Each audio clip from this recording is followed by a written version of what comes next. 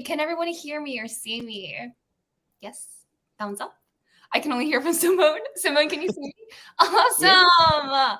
Okay, this never gets old. I'm still nervous as always, but hello everybody. Hi everybody. Hello Web Dev Josh. Hello Shapapa. Welcome everybody.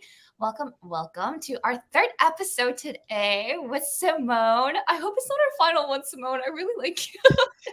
We can chat more. I'm sure we can find more with more research you're doing. There's so much topics and more educational stuff we can put out there for the public. I'm sure we can find something. Maybe we'll chat about it afterwards. But definitely, we're here today with episode 3 with 2 gold kiwi fruits a day with Dr. Simone Bayer. So as per usual, let's kind of go over some of our rules and guidelines. And start off, I would like to remind everyone to be kind and courteous and respectful to each other and in chat. And second, to be curious and innovative, be excited in your questions. It's okay to have fun. Ask questions even might be a little scary.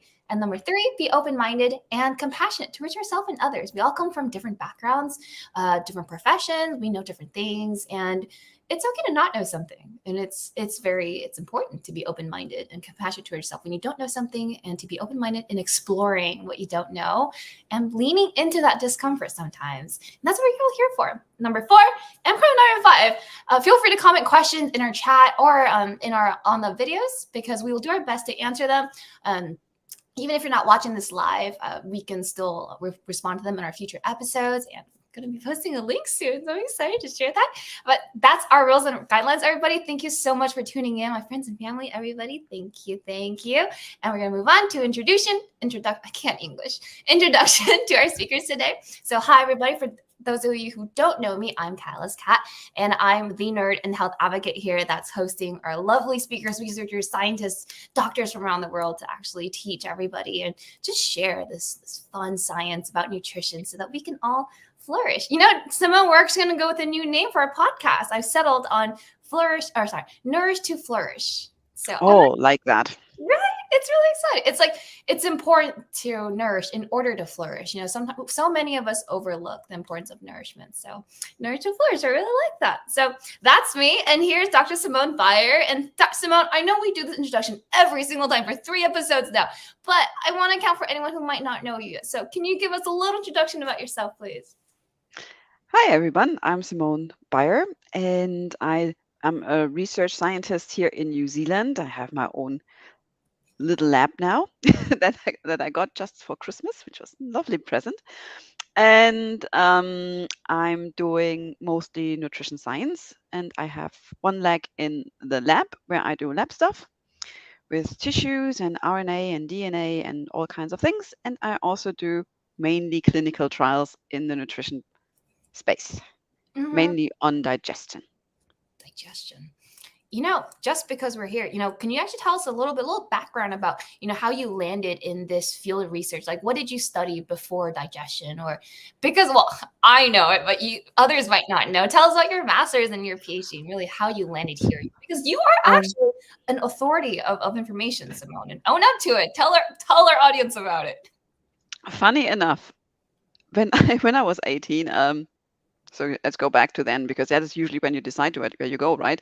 I made a mistake and I ended up in banking. So for whatever reason, I have a bachelor in finances, which makes me really good at budgets. And so I have to do a lot of math. However, after a while, I decided that I'm wrong here. So I went back to university and I studied nutrition science in Germany, in one of the oldest universities in Germany. And then I decided that this is cool. I want to stay here in that field. And I was looking for a PhD, and I decided that I wanted to go to an English-speaking country. And because I'm scared of animals and pretty much everything out there, Australia was out, because everything wants to eat you there. So I felt New Zealand is a safe space. And so I did my PhD pretty much in New Zealand, in lovely Christchurch. And I did it in the Department of Pathology. So I have officially a PhD in pathology now. And I did it on a natural antioxidant in blood cells. However, blood, while very interesting, it's still not mine. So I nagged the gastroenterology professor, Dr. Richard Geary, which was my supervisor, because I knew he's done a lot of clinical trials on kiwi fruit, mostly green kiwi fruit. And so I keep nagging him until he gave me a job, pretty much. She's being so humble. I wish it really was that easy in academia, everybody. Well, it takes time though. And I was also unemployed for a few weeks in between, so. But it will pay, hard work pays off in that case.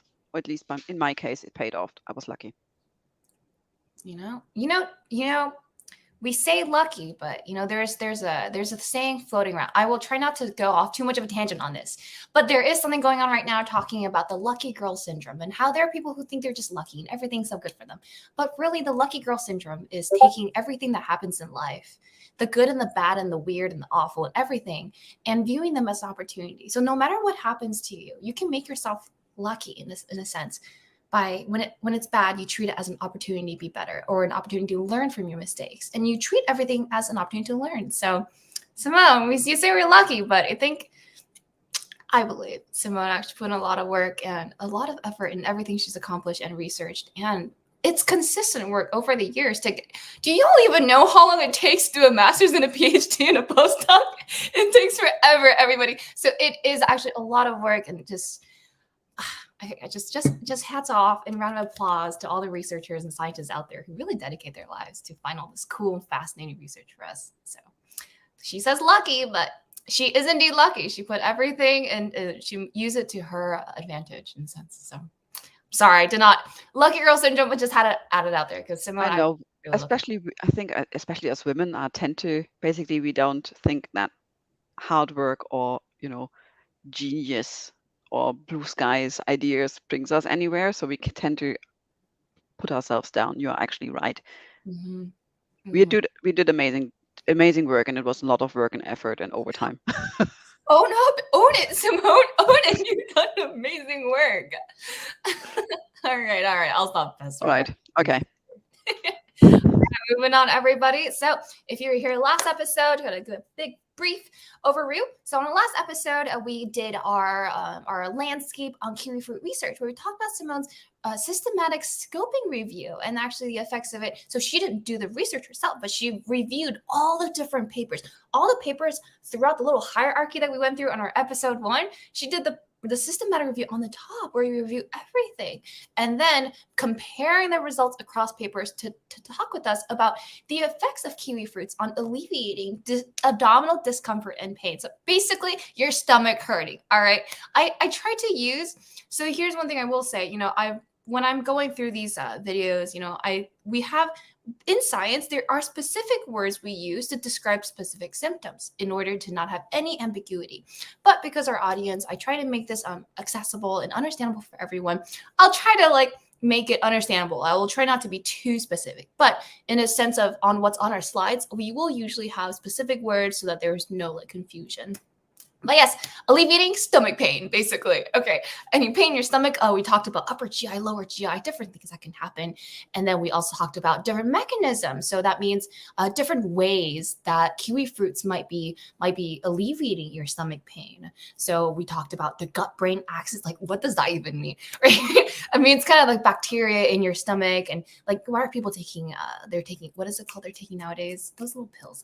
People are taking everything, but probiotics. Yes, probiotics. Yes. Thank you, Simone. Probiotics, right? Taking probiotics to help your gut-brain axis, or there's actually actinidin and CRISPR, all the fun stuff about how we're actually breaking down protein. So there's a lot of fun stuff that's going on in that episode. So that was what we got on last time.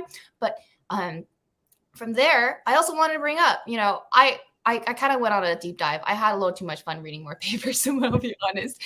But I want to say that on the infographic, we also mentioned the benefits of whole kiwi fruit and the actual supplements as well. And I have something to say about that, but I want to say, first off, throughout that paper, we discussed the evidence found is there's an effect on abdominal discomfort and pain and abdominal bloating and distension, and indigestion, and disruptive swallowing and reflux.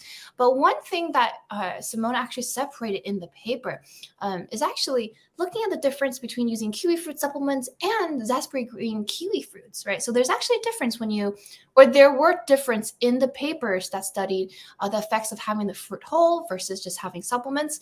And I put some pictures on here because I do want to, it's not propaganda, but I do want to advocate for eating whole fruits because a lot of the times it is very hard to actually segregate out the individual ingredients or something that might be having an effect on our bodies, when in fact sometimes it is everything altogether, right? It's like, what's that saying we say, the individuals that make up the whole, or I'm not great with saying, but it's just with fruits and vegetables, oftentimes it is everything together. So we do want to emphasize that because she'd made a point, like that was on the infographics. It's actually separate. So there's actually there might be evidence. So evidence for the green kiwi fruit, but not necessary for supplements.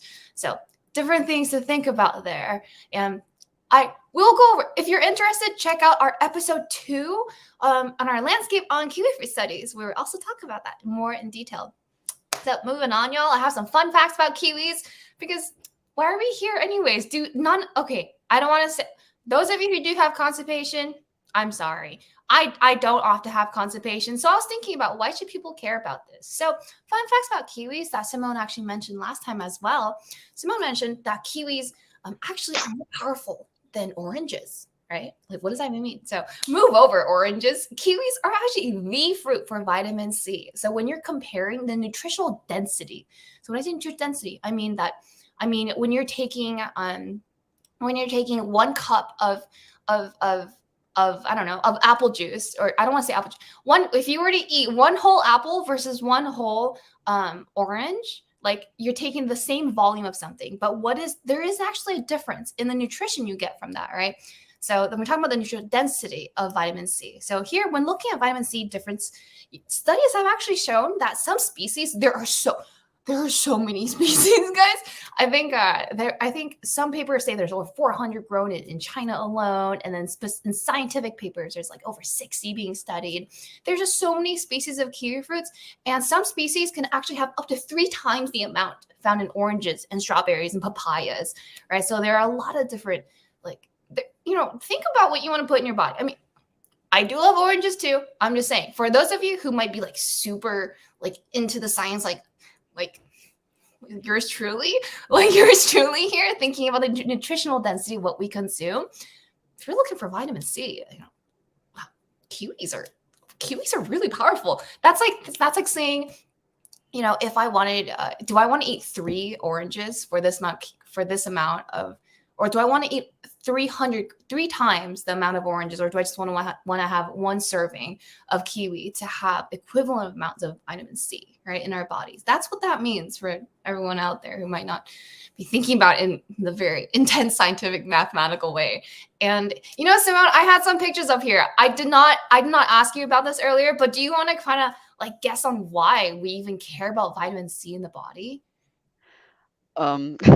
So I can tell you a lot about vitamin C because that's another work that I did in the meantime. I worked with the vitamin C group, so I know way too much. And I'm also writing a paper right now on a new kiwi fruit that is coming. Yes. So watch this space. We are getting a red one. It's a fascinating piece of fruit, I tell you. It tastes a little bit like, it reminds you of berries. And so the taste is really cool. And it has even more vitamin C. What? I'm shook. Than the gold one. Yeah. So the first papers are out already on what's in there. Anyway, so vitamin C is, when we go back, the first person that basically talked a lot about vitamin C was Linus Pauling. Mm-hmm. Like, I can't remember if that is 60 years ago or even longer. Is that the scurvy? Yes, it's pretty much the scurvy guy. And he actually decided not only to research scurvy, but he was convinced that vitamin C was more important than everybody else thought. And so what he did, he pretty much, back in the day, they always did experiments on themselves, which is you should not do anymore.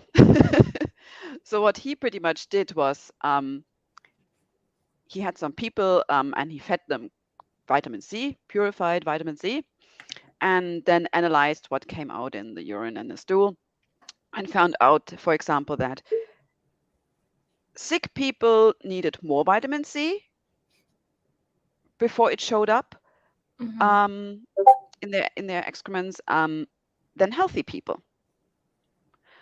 And the next thing then he then tried is he actually injected some into his bloodstream. But he did not get everything out in his urine because vitamin C is usually peed out or ends up in the stool. So he was wondering where does it go? And he was basically claiming that vitamin C did all these fascinating things with the immune system and is way more important. And then I think the Mayo Clinic, was it? Yes, I think it was the Mayo Clinic back then. They decided to repeat his study, but only gave the people orally vitamin C. And basically said, no, it's not working like that. And for a lot of time, nobody then looked again at vitamin C. But now with the new ways of measuring things and looking at things, we now know that vitamin C is not only important to protect us from skin wounds and scurvy, but it's actually able to control DNA reading, because it's involved in how I need to make it as easy as possible, so I'm struggling with words right now. It's involved in how certain molecules attach to the DNA that allows the DNA to be read and replicated. Transcription factors, yes. Transcription factors. It is actually a really necessary thing in transcription factors. And especially under some conditions called hypoxia. Hypoxia pretty much means no oxygen. So if you think of the body, everywhere there's a blood vessel, there's lots of oxygen, but in the tissue itself, there's not much more oxygen left, right? Because that is the oxygen basically tries to get there, but without blood vessels, the oxygen cannot go there. And so in these areas where there's low oxygen, the cells have to protect themselves. And they do that with repair mechanisms and cell transcription factors and stuff. And that is why vitamin C plays a big role.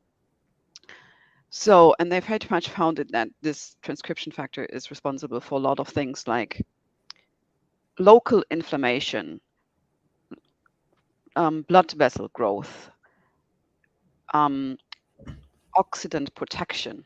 And that on top of everything that we already knew, like protecting cell membranes from radical damage. So now we're getting into dodgy fields, but very complicated to explain. But yes, pretty much it protects not only our skin, but pretty much the skin of ourselves as well. And so it's very, very important.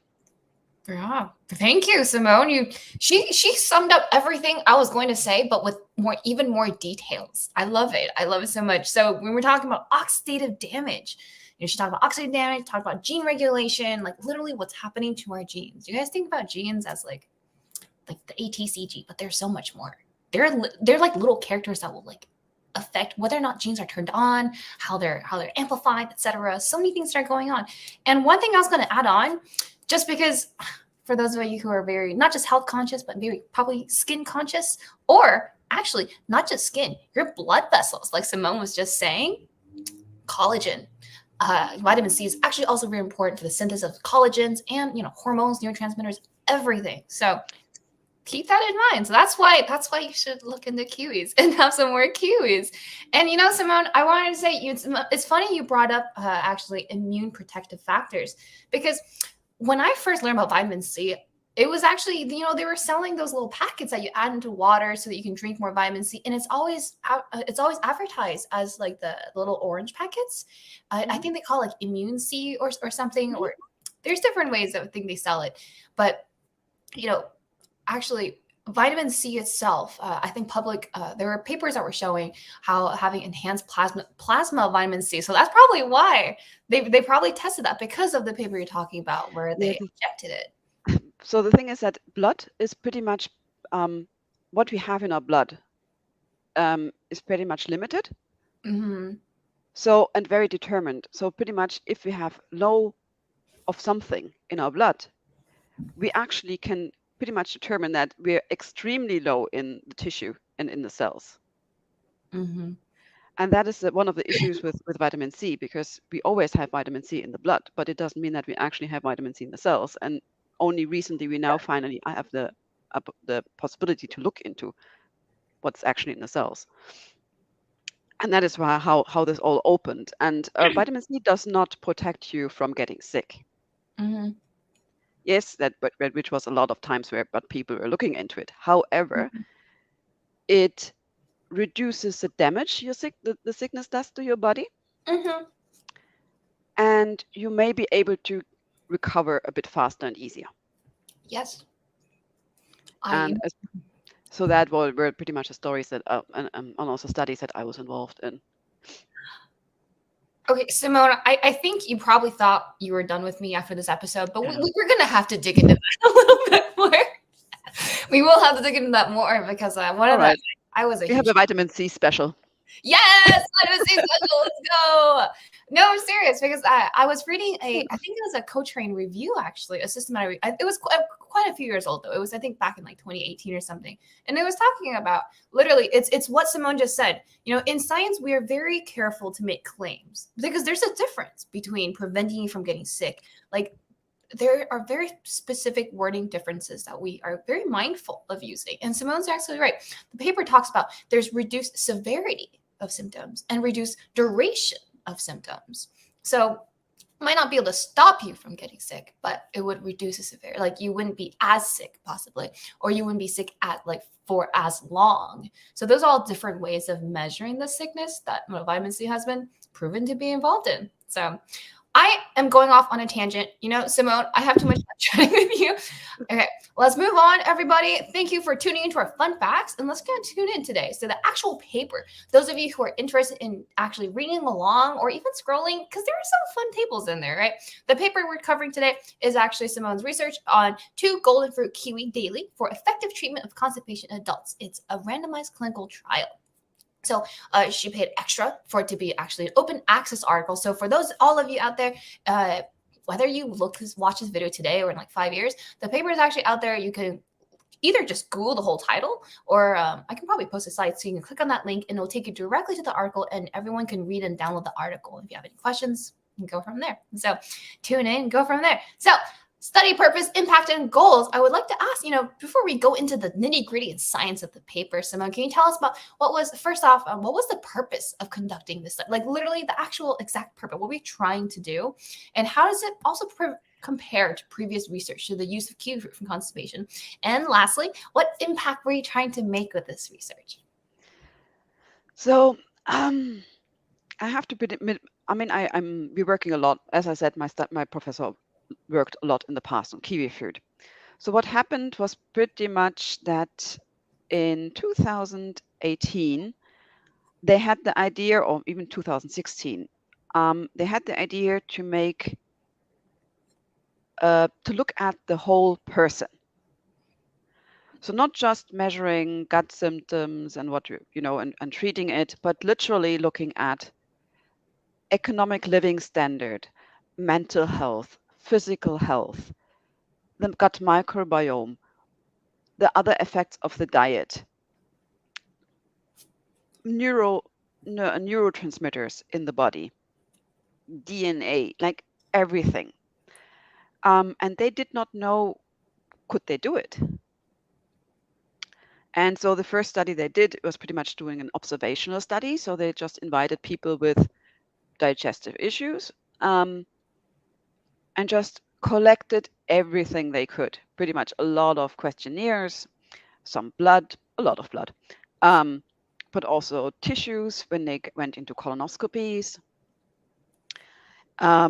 stool samples, 3-day diet diaries, and breath. They even collected breath. Like they collected everything they could. And while the lab people were really busy analyzing all this stuff they collected, they then had the idea, okay, can we actually turn this into a clinical trial where we can measure everything before and after? And so we needed something that we knew worked. And since, as I said, my supervisor already worked with Kiwifruit, he was like, Kiwifruit definitely does stuff. And the company and us are quite good and quite tight. So let's ask them if they would give us their Kiwifruit for free. Mm-hmm. We asked, they said yes. Cool. However, everything that we do also has to have a new angle. So we couldn't do that on gold Kiwifruit. We needed something new. And a previous study has looked into 3 gold Kiwifruit a day. Now, gold Kiwifruit are quite large in comparison to the greens. And 3 gold Kiwifruit a day is a lot. I saw a paper they did 4, and I'm like, that's a lot.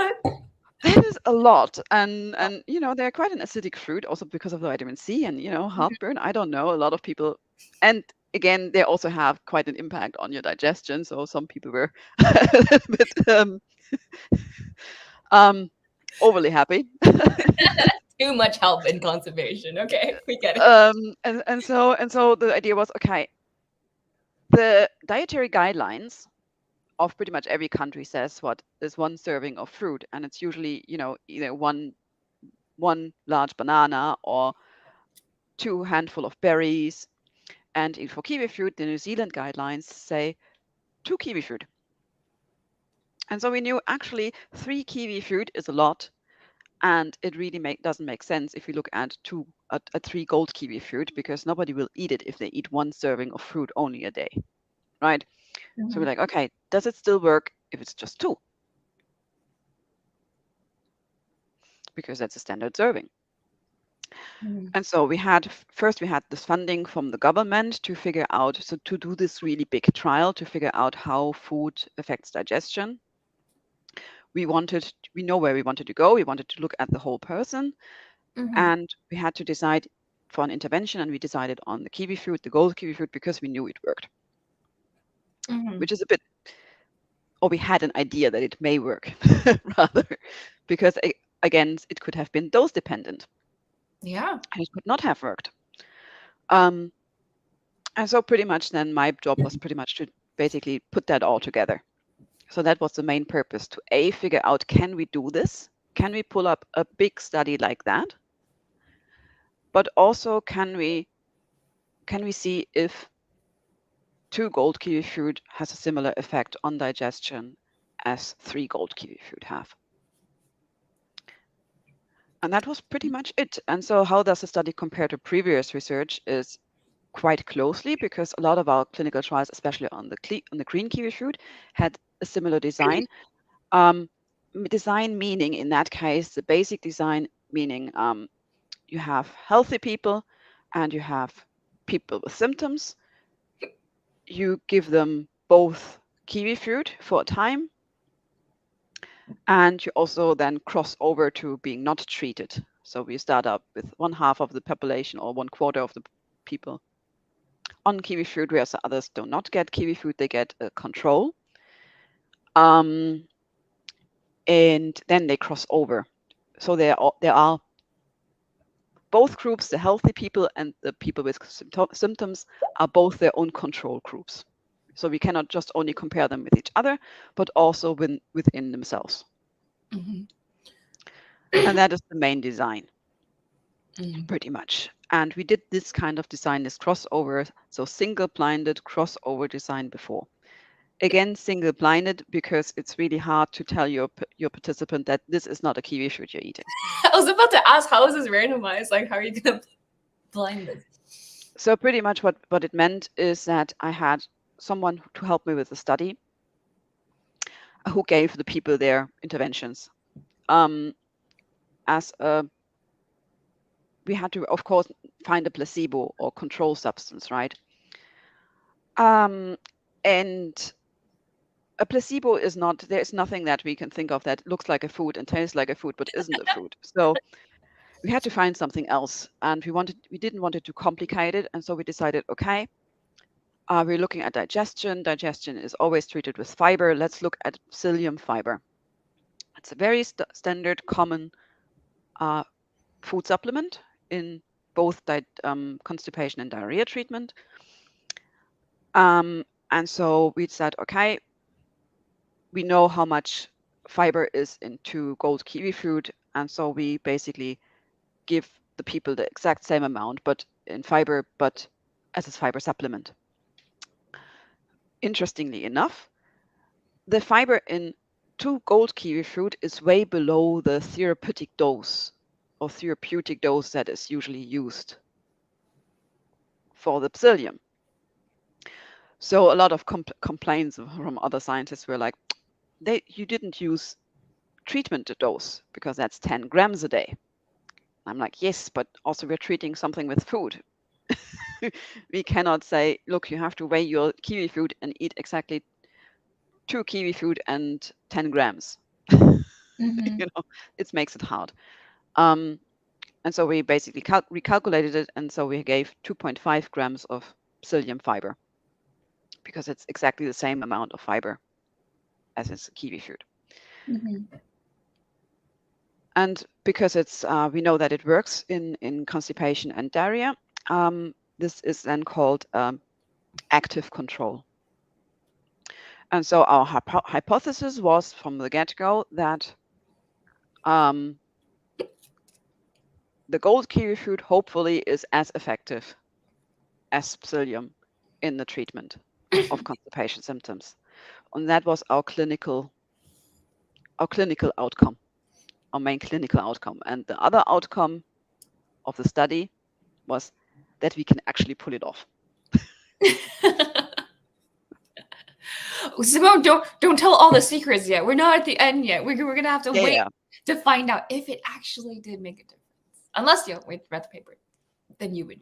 Okay, and also I have to apologize. I'm like hiccuping from drinking all my tea right now. All right, well, let's find out more. Methods here. Someone actually just answered this question. She's anticipating my question so well. Oh God, sorry, I'm hiccuping. I was going to ask, how are participants selected for this study? I mean, for the second question, you already mentioned that the 2 gold kiwi fruits daily were determined because of the recommended daily dosage in New Zealand. But how were participants selected? Was it also randomized, or was there? What was that? So, because we had this previous study, and so we knew a lot of the participants already, we basically emailed and wrote letters and called our old participants that wanted to be kept in the loop and be called again. So a couple of them were actually from the old study, from that observational study. So we already knew they had constipation and were very keen to help us. However, we also put up advertisements. So we put up posters at GPs and at health stores. Mm-hmm. GPs meaning doctors in New Zealand, so medical doctors. We also put it up in the Healthy Christchurch newsletter, so we have this email newsletter in Christchurch. We also put up posters around our university and other universities, and we also asked students if they wanted to take part. And what we then did is pretty much when they came in, we looked first, are they healthy? So we made sure that we took a blood sample, and if something popped up in the blood that said, look, you're actually quite sick right now, we basically told them pretty much, hey, we cannot take you on right now. Please go to your GP. You have something. Just make sure that there's nothing dangerous, please. Mm-hmm. And the other way we said we had, as I said, we needed 2 groups. We need the ones that have constipation symptoms and the ones we don't. And constipation being a functional disorder, there's a questionnaire available which is called the Rome criteria, that pretty much determines who has constipation and who has irritable bowel syndrome with constipation around by answering certain questions. For example, if you have persisting symptoms for more than 3 months ongoing over the last 6 months,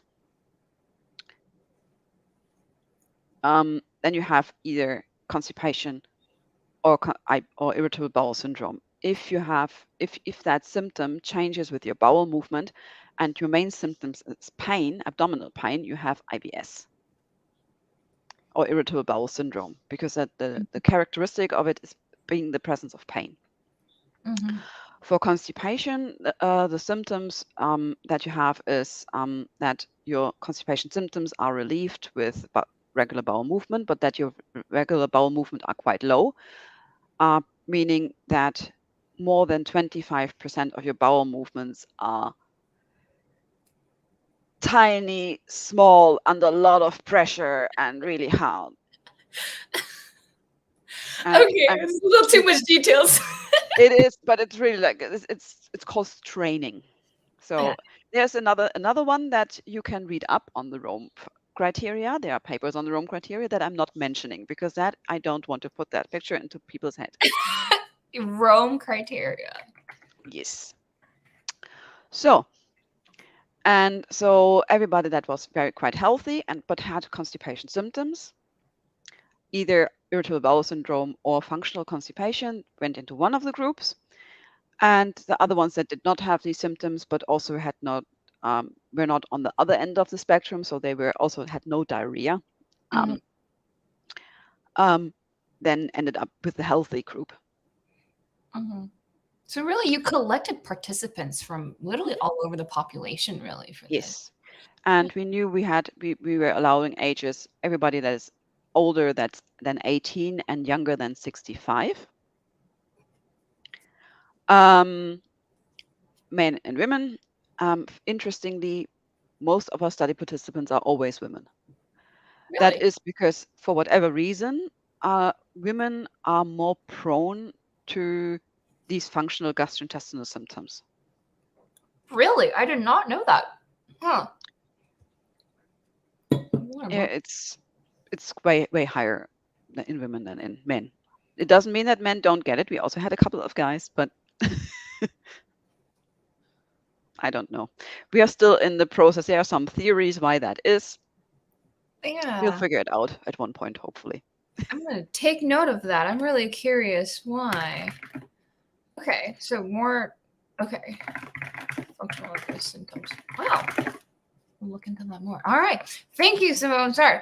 And for those of you who had that lovely imagery in their minds, let's cleanse that with our next more kiwis. Thank you, Simone, for that information. You know, it's always interesting to learn about how different research studies were done and the different amount of people that go into. Sorry, I see Amir has a question about documented data about the effect of kiwifruit on neurotransmitters. So there is watch this space.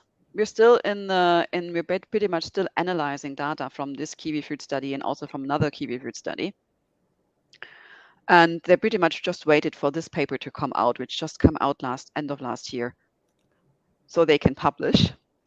So I cannot say anything yet about the neurotransmitters. Okay. However, there has been published paper on kiwifruit and mood.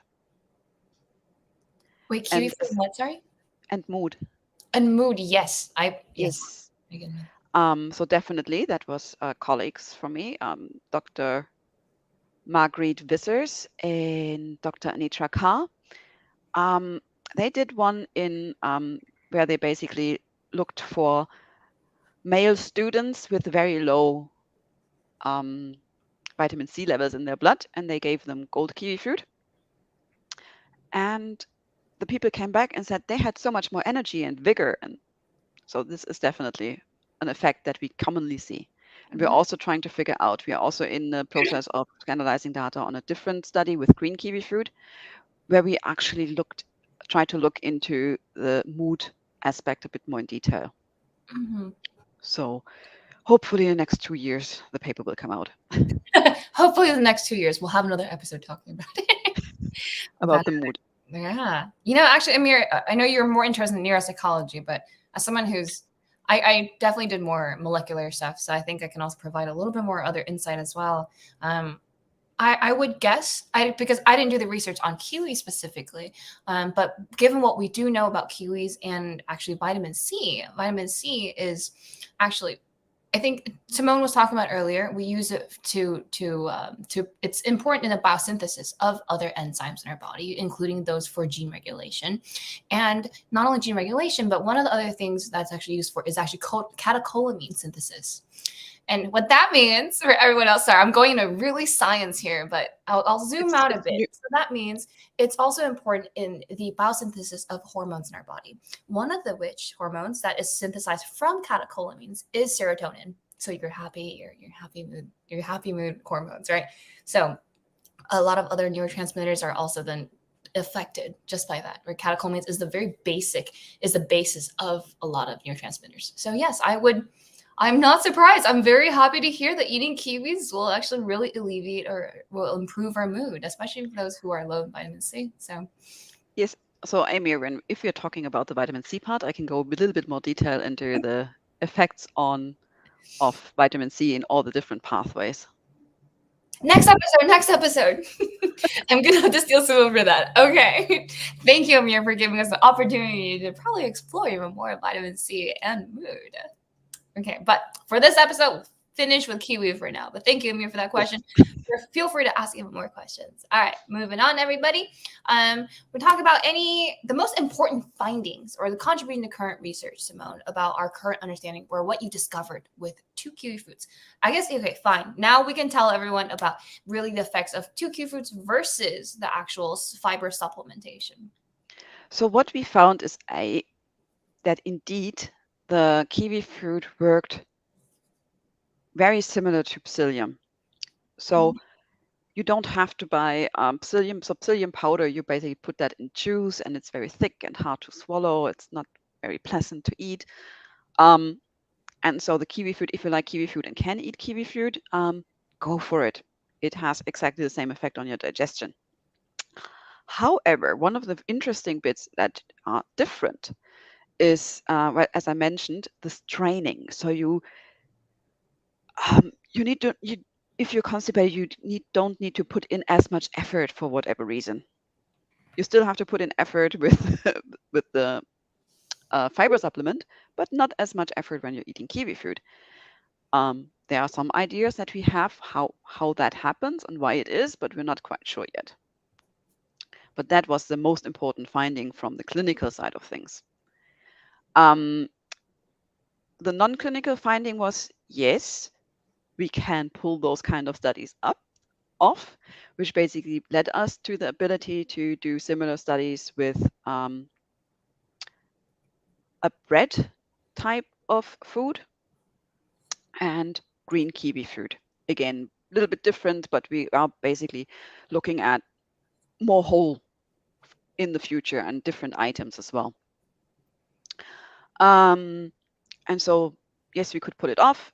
And yes, we had some positive effect on constipation symptoms. So the gold standard in constipation treatment is if you have any treatment, you can get people to have one more additional bowel movement a week that is without the help of laxatives, without much effort,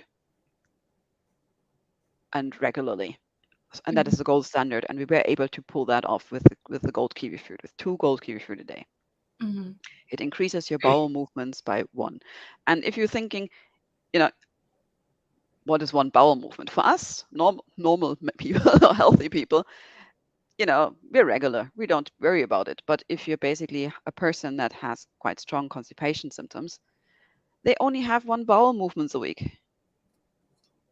So having 2 a week is quite a dramatic increase. 100% increase, literally. Yes, literally. Wow.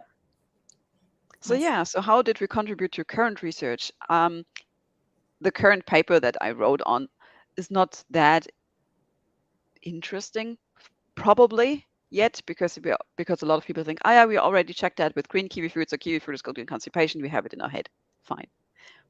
But because we're looking at the whole of the patient here, we are measuring how the kiwi fruit affects the microbiome, how the kiwi fruit affected what the microbiome did with other food that you ate, how the kiwi fruit affected the neurological pathways and inflammatory markers in the body.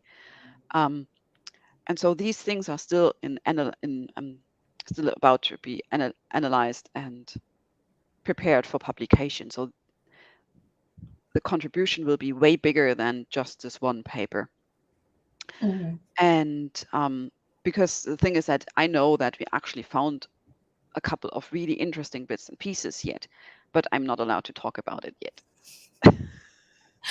I'm dying with curiosity. I know, and I want to talk about it. Okay. We're gonna have to snag you up the second that is finally published. Good Lord.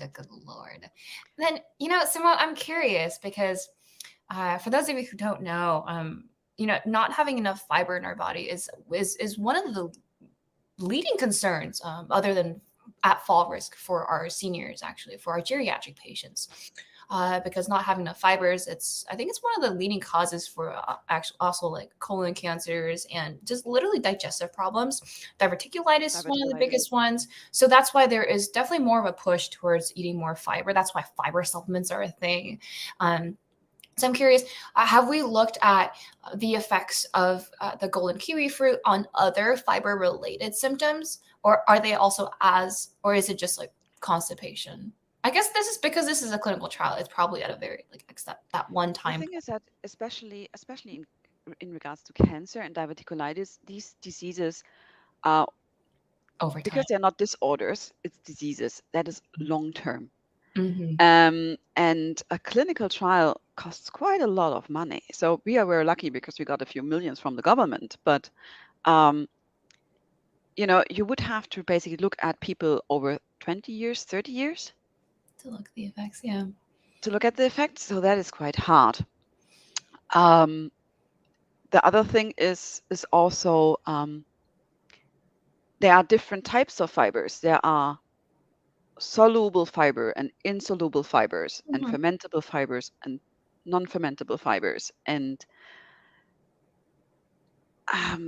decrease of chains. And for example, the fiber in wheat is a very common one. It's a very cheap one because wheat is in everything. However, the fiber in wheat is really hard to digest for us, for a lot of people. And for example, I know that gluten-free diet is quite popular in the US because a lot of people feel better, but it doesn't mean that they have gluten intolerance, because gluten is a protein in wheat, but there's always that wheat fiber. And so a lot of people actually have more issues with the fiber in wheat than with the main gluten. And there has been one study that they basically did that. They basically made muesli bars with and without gluten and with and without wheat fiber. Did it make a difference? Oh, yeah. The gluten didn't. So the gluten-free ones didn't. But the wheat fiber-free did. So that was quite interesting. It also means that, for example, if you have bowel issues and your doctor prescribes you something like the Metamucil, to use the brand name, for psyllium fiber, and you try it out and you have bloating and stomach pain and it hurts and it's just unpleasant. Sometimes it can be the dose, but again, could also be the type of fiber. Maybe it's better to either reduce the dose and just start very small until your body and your bacteria get used to it, or look for something else first, like just increasing the fiber in your diet and look at the fiber that is easy fermentable and easy to digest, like the kiwi fruit, for example. Or this is then called, I think, the low FODMAP diet. The low what, sir? Yeah, it's a very tricky word. It's an abbreviation for a very, very long name. It's fermentable oligo and monosaccharides and sugar alcohols. Oh, It's pretty much everything bloating. So wheat fiber is one of the big ones. The other one would be the dairy sugar. Mm-hmm. That is very common. So 75% of the population, of Western populations and Eastern populations, have some issue with it. With dairy. Yes. Because there's an enzyme not produced as good Lactate. by our bodies. Then sugar alcohols, which is, for example, in plums or in apples. Mm-hmm. So some people don't have the enzymes to actually break that down and have issues there. I mean, beans are very famous for being bloaties. And so, or cabbages and onions, a lot of people have issues there. Mm-hmm. So a first step to It's help you with digest is pretty much to make sure you avoid the big, hard to digest fibers and just start small. You don't have to eat a cabbage cake or something. Just have a little bit on the side first. Wait, what's a cabbage cake? Oh, sorry. Some countries like Azerbaijan, I think, and Turkey have this amazing dish where it's pretty much a cabbage pie. Oh. Tastes awesome, or German has an onion pie. Ooh. It's great. It tastes amazing, but oh my god, it's hard. Anyway. We get distracted. Okay, cabbage cake. We'll try it out next time. But you were saying, so we remove the hard fibers, not necessarily insoluble, but the hard to digest fibers. And then I'm guessing then adding in the low FODMAP alternatives such as kiwis and other vegetables. Yeah, and increase those first, and then after a while try again with the harder to digest. Add a little bit here, add a little bit there. Take the supplements. The good part with the psyllium supplement, for example, it comes in powder form, so you can actually just microdose yourself with a quarter teaspoon for a few months before you actually increase the dosage. So just because something that you get prescribed for as a dietary supplement doesn't work, especially in the fiber part, doesn't mean that you never be able to digest it. Just that means that your body needs to get used to it for a little while longer. Another thing that people tend to forget is if you have to eat a fiber supplement, you need a lot of water. Because especially psyllium or wheat fibers, you need a lot of water to actually break it down and get it moving through the body. Otherwise, it's going to get all dehydrated and just bring you more constipation. Exactly. It's another thing so first, for example, for our participants, we had you always have to write down adverse events. Some people literally had some really bad problems with the fiber supplement, even though the fiber supplement is one of the easier digestible ones.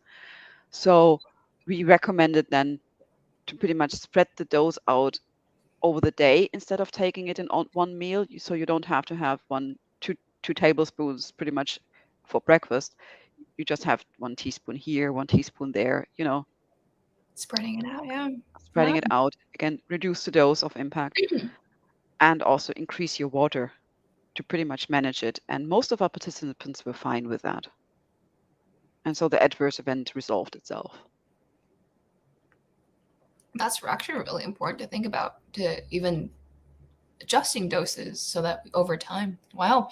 I didn't think about that there would be even adverse events like associated with even your controls or your placebo here with your fiber. That's actually, it makes you really think about, what other effects do even dietary fibers or everything else has, right? Because you think that just because you isolate the fiber out of your fruits, for example, or if you just isolate whatever tannins or vitamin C, like other effects that can happen. So that's definitely the one thing to take into consideration. Thank you, Simone.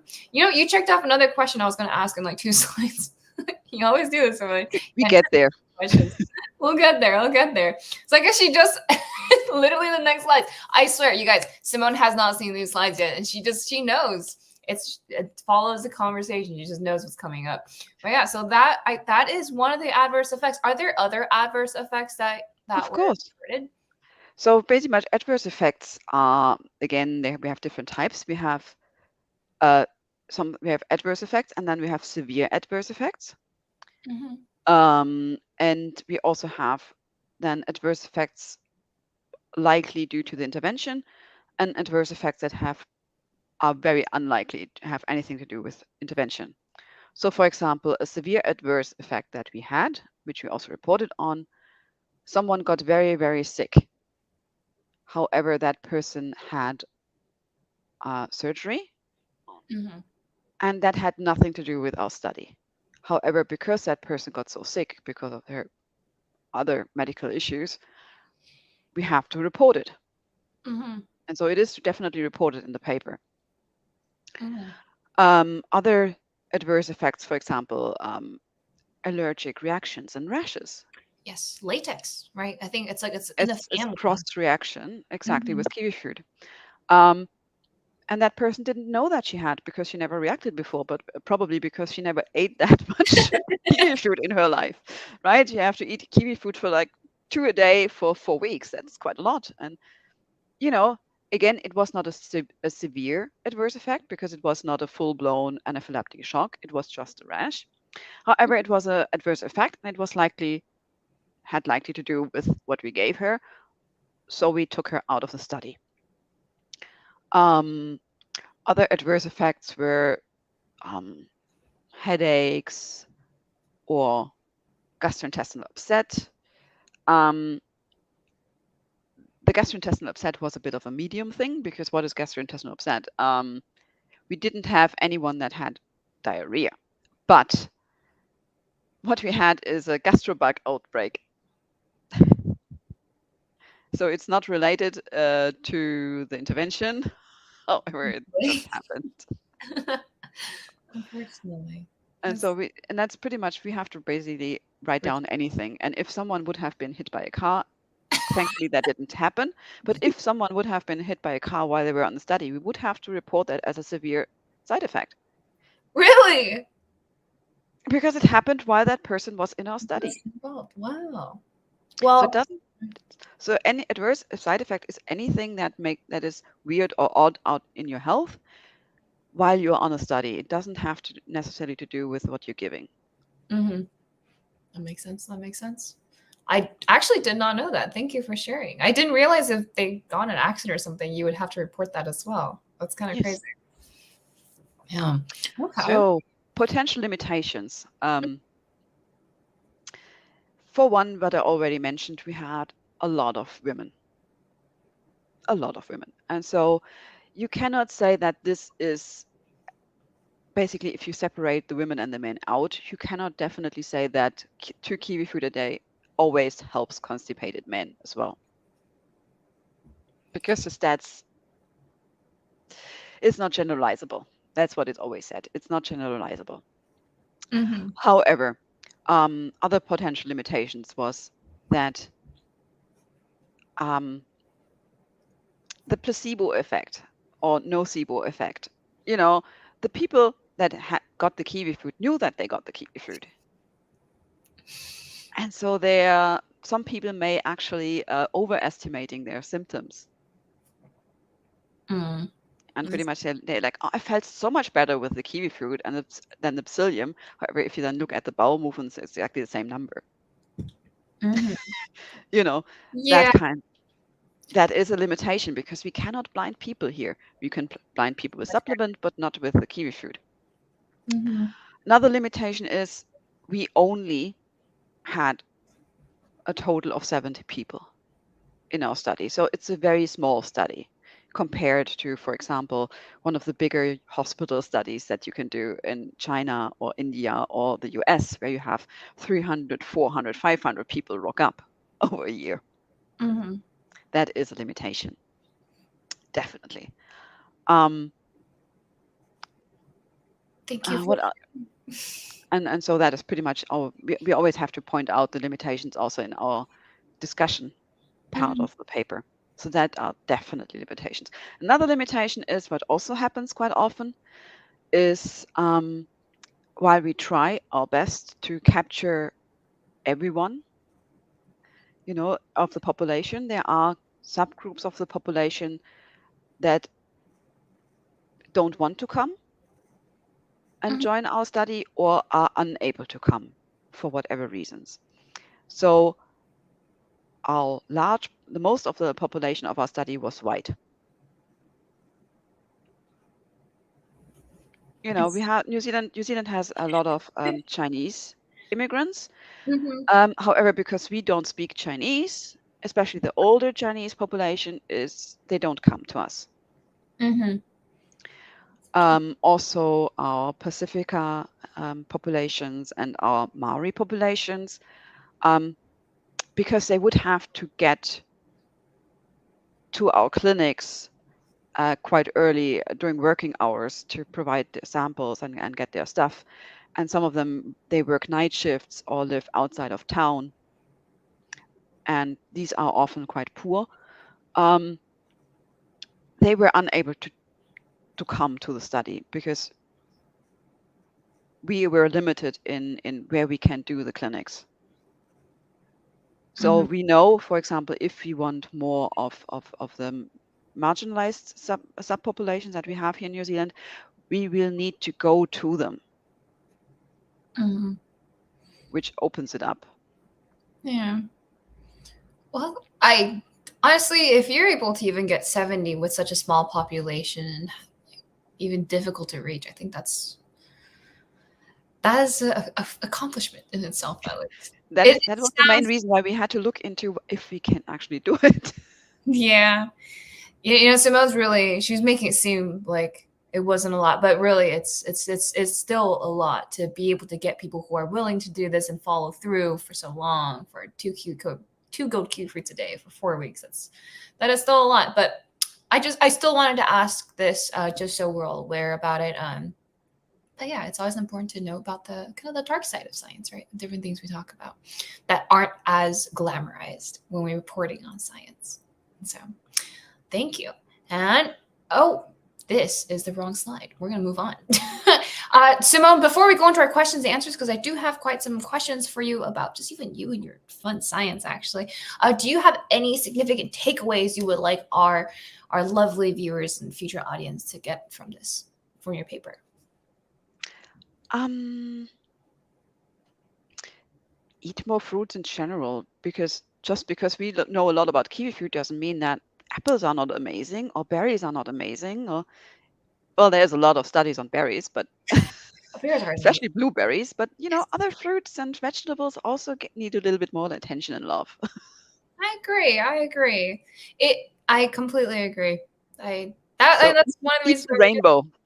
eat the as many colors as we can, right? I think that's what we try to do. We try to do as many colors as you can on your palette, and it's always not. It is not as beneficial in terms of profits when talking about fruits and vegetable research, and that's why we don't see it like all over advertising.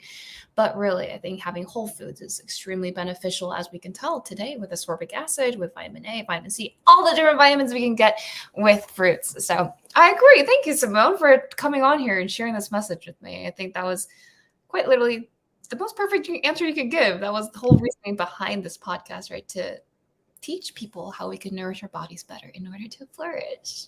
Oh, that's such a perfect ending. Okay, before we go on, do you have some questions and answers? If anyone would like to ask more, pop them on. But some questions I did have. Did you have any particularly memorable or interesting moments from this research? Um, I mean, so if you're doing that study and you're literally hands-on, so you meet a lot of people, and every person is different. Uh-huh. We had I met some great people and I met some not so great people. Oh no, Um, life, isn't it? yes. So, and you know, there was there was someone who basically just interested in getting free food and getting a bit of vouchers for his car. And however, he used the study as a jumping point to pretty much turn his life around, and I'm like, that was a great outcome, Really? Then there was one person, she was so lovely.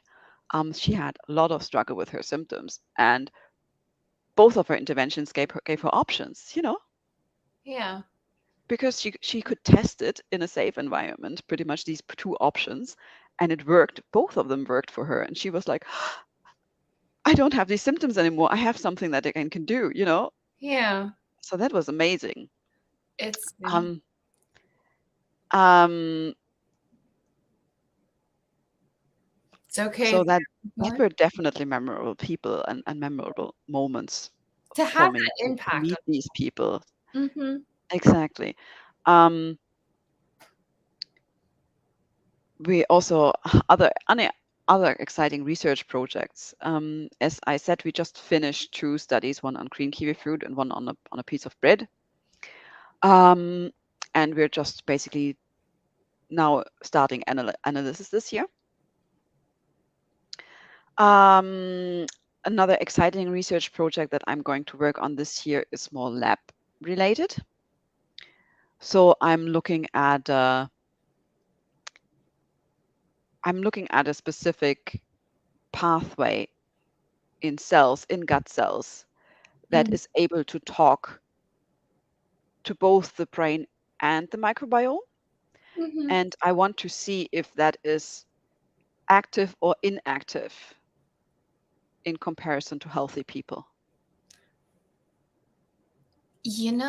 That would be really fascinating. There is quite a lot of research on that. There are a lot of research nowadays. I don't think it's as public yet, but there's definitely capitalization on it where people are, like you said, they're actually selling different types of probiotics because those probiotics are linked to like enzymatic activities of our mood activators and like actually affecting your brain. And that's really exciting. So I really hope, okay, I'm like really excited. Thank you. Will that be in like 10 years, 20 years? Tomorrow? Hopefully not. I just have money for 1 year, so hopefully the paper comes out in 2 years. In 2 years? Okay, I'm gonna making a note right now to contact Simone in 2 years about this paper. Lovely. Do you have any advice you'd give to someone considering a career in research or just even wanting to become a scientist? Because I don't know. We hear, I don't know what kids want to be nowadays. Do they want to be influencers? Do they want to make YouTube? So for those of us who are out there who are, curious rabbits and we just love digging holes, do you have any advice for them? So if you want to become a researcher, do it. It is very rewarding. However, also be quite. You need a very thick skin, especially as a woman in science, because sciences are still quite male, especially on the upper things. And the way the world right now works with not information, with the money issues and stuff, and the way universities work in the US, and it will be hard. And but if you stay on it, if you have a great idea and you have a clear plan for your head and plan ahead, and you have always plan B and C and D in the back, go for it. It is amazingly rewarding. And it doesn't mean just because you're in research, it doesn't mean that you cannot do YouTube videos, because someone like Kat brings you up and Yes, we grab them on here to teach because what's the point? Okay, sorry. There's many purpose behind doing research, but I reached out to Simone because I truly felt like people do research not just for companies or pharmaceuticals, right? We do research to share with the public and to share with everyone yes. out there who will benefit from it. So I'm definitely not in it for the money, because the first few years are pretty much not paid well. Um, so and a lot of us researchers also just pair up with companies to be able to keep our jobs, Yeah. because funding is a really difficult issue right now, and so Also, if you study any science, don't think that this is it. If I mentioned, I started in nutrition science, then went into pathology, and now I'm in medicine. You never know where you show up or end It's up all in the related. end. Nothing is linear nowadays. Hmm. Just keep learning, stay open, be interested, and also read the odd papers. Yes. Have some fun. Yes, have some fun. That's so important. Read the weird papers, Go down the rabbit holes. Yes. Yeah. In the end, Simone said that, it's not linear. It's definitely not, but it's all related, really, at the And end. if you have and Mhm. if you need a break, have a break. Then you come back maybe with an even better idea. Yeah. And and and again, if you apply for grants, a lot of people know that it's a numbers game. You have to be in it to win it. It's literally like lottery. And if it means that you have to apply for 100 grants to get one, you tried your best. And that's all you really want to can give. Oh, thank you, Simone. Thank you for the wonderful advice. Thank you. Would you like to speak to any challenges you faced during the course of the study? Um, Interestingly, so this study mainly was the biggest issue in that study was that the team was not big enough yet. Mm. So I was quite overworked at the end of it. Oh And mental health is a thing. And I had 50-hour weeks and 60-hour weeks, which was not feasible. So I know that what I learned is, be open about the workload a little bit sooner no. Hmm. and don't wait it until it impacts you. Hmm. However, also because we did similar study just a few years later, then that one of the biggest challenge my students now had is pretty much doing a clinical trial in a time of COVID, where you are actually not allowed to see your participants. Huh. Um, and they managed to pull it off. And so think about, as I said, you always have a plan B and a plan C. So what can you do if something like that happens? For example, in our case, we knew we needed blood samples. So we asked a medical doctor. Medical doctors are, um, they had to work during the pandemic, so they were able to collect the blood samples. We did contactless drop off of product. We knew the address of the participants and then just knocked on their door and ran. Just ran. It really was like that, Mhm. for the samples. And a lot of the questionnaires are automated, so it's not on paper. It's by email, by app. So these things work. So you can actually still do clinical trials in a limited fashion, even though you're not able to talk to people one-on-one anymore. Mhm. And that is definitely a challenge, but it also means that for going forward, every study that protocol that I will write will have a few ideas about what is if that happens again. Mhm. Wow. So that is a definitely challenge that we all face in this time right now. Mhm. I can see that being very problematic. Is COVID still a big concern in New Zealand right now in terms of how you conduct research? Yes. I mean, in the hospital, we still have to wear masks. Mhm. We don't need to be vaccinated again anymore. Um, and a lot of doctors and nurses are getting sick and with multiple reoccurring infections, and so everybody is overworked in the medical field, sadly. And so it is still a thing, and especially with the new variants coming out of Singapore and China, some of the things are quite worrying. Um, However, I'm really glad that we got the vaccine that we got at the time we got,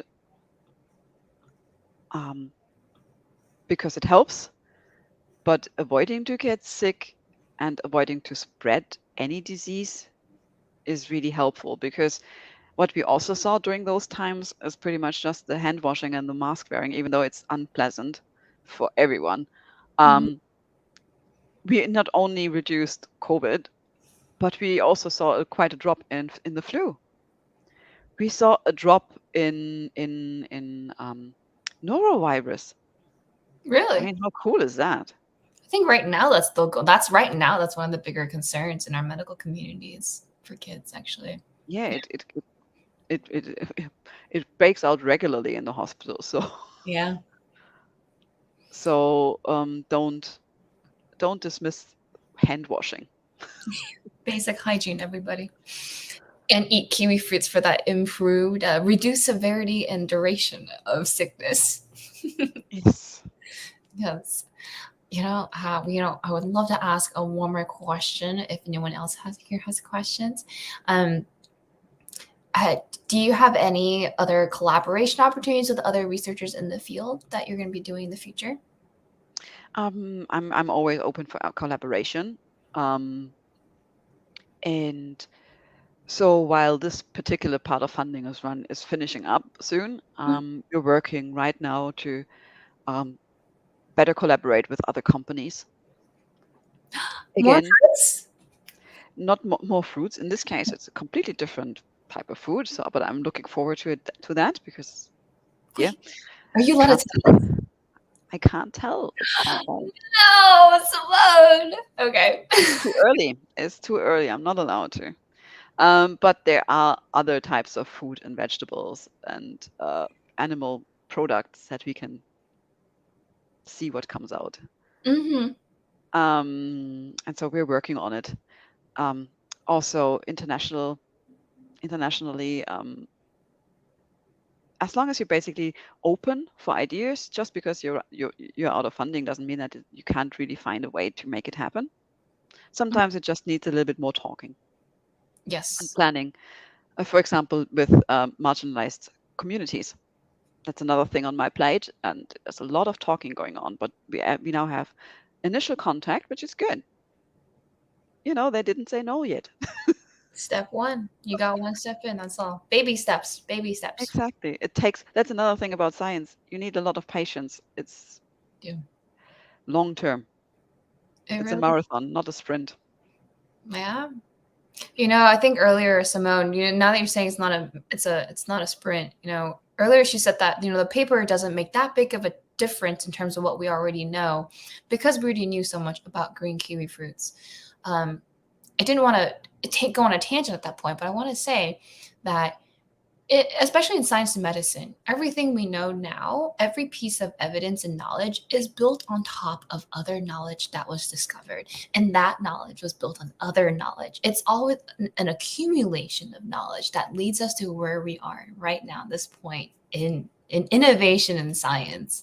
So every piece of research is so important, whether it's positive or negative results, they're really important. So don't Yes, and discount. another thing which is important that a lot of people forget, if you had a hypothesis and the hypothesis came out that it's not true, please still write your paper Yes. Mhm. Negative. because negative research, I've read all these other papers and they said this and it turned out that it was exactly the opposite. That is so important because it means that nobody else will repeat that mistake or Exactly. that pathway and comes up with a different idea. So negative results are still results, so please publish it. And frankly, they're just as important too. It's like, what is that saying with Albert Einstein? It's like, before finding one way to make something work, they found 400 or 500 ways of how not to make it work, right? So it's pretty important out there. And so, all right, well, that's so many of our tips for anyone who's interested in research in science or even nutrition. And tune in the future because I promise I'm going to get Simone back here for more episodes about vitamin C and more nutrition. It's gonna be so much fun. But I did not have a slide here for this, but we do have an upcoming episode. I need to figure out a time for that, but we have upcoming episodes to actually talk about microbiomes and bacteria in our stomach. So I'm really excited to share it with you guys. When we get a time out, we will announce it on our actual YouTube channel. So thank you everybody for tuning in. So I really appreciate everyone If you have any questions, comment below. Likes. I don't know the lingo. Like, comment, and subscribe. Press that bell button, whatever it is, and tune in the future. And everybody joining. Thank you, Simone, for joining me for 3 episodes. She was my very first guest, and it has been such a blast working with you, Simone. I really do appreciate it. And here's my little cat. So thank you, everybody, for tuning in. And I think that's a wrap for today, everyone. We hope to see you back here in the future. Hope to see Simone back here, and hope you guys all have a lovely rest of your days, everyone. Bye, everybody. Oh, and Simone, I don't know if you saw earlier, but we do have quite a few people thanking you for joining in for so many episodes. And the somber sauce, our little orange, I think that was a marinara sauce person, I think, listening for all 3 episodes. So really appreciate, we really do appreciate you, Simone, especially in science, as science is not always appreciated and paid attention to, but we'd like to change that. We'd like to change that. So thank you, Simone. Sorry, I chat too much. Thank you, everybody, for tuning in. And Simone and I will be off. See you guys soon, everyone.